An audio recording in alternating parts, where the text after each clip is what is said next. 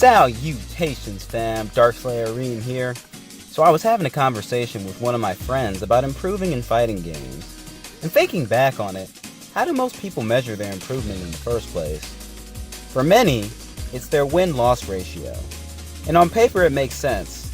If you're winning more often, it can usually be attributed to improvement. But there's an inherent flaw in this mindset. Just because you're winning or not doesn't mean you are or aren't improving. You could be winning because you're fighting less experienced players, and you could be losing because you're fighting more experienced players. For a consistent, verifiable way to measure your progress, I like to look at the actual skills displayed during a match. Are you able to defend consistently? Are you dropping your combos? What situations are you getting hit in? Are you punishing your opponent for using unsafe moves?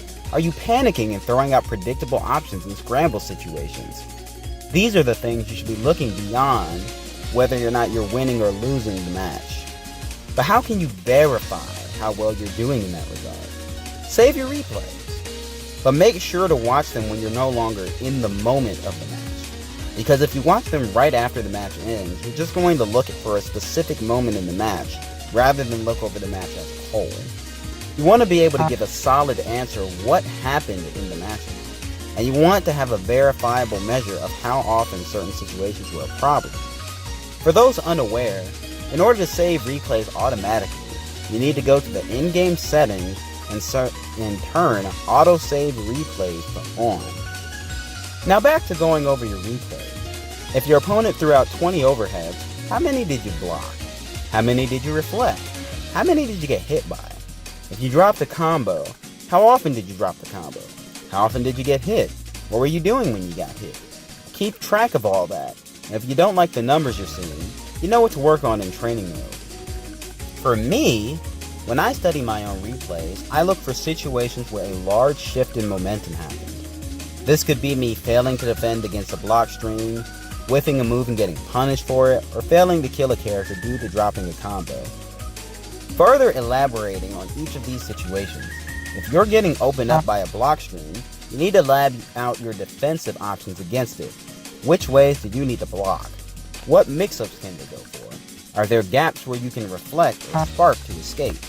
Is there a spot where you can safely guard cancel? If you're whiffing moves and getting punished, you need to work on your matchup-specific spacing. You could be well outside the range of Goku's 2M, but be in the perfect spot to get hit by Kid Buu's 2M. If you're dropping your combos, that's a matter of execution. But why is dropping your combos so detrimental? When you drop a combo, you're giving your opponent extra chances to play neutral.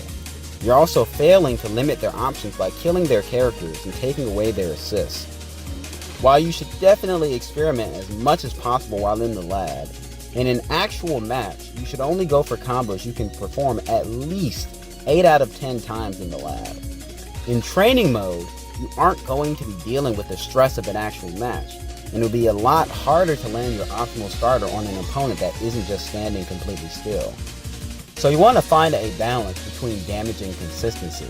Sometimes it's better to opt for an easier combo that leads into a mix-up situation than to try and go for that Twitter combo that you drop all the time. And that's going to bring us to the end of the video. All social media accounts are in the description.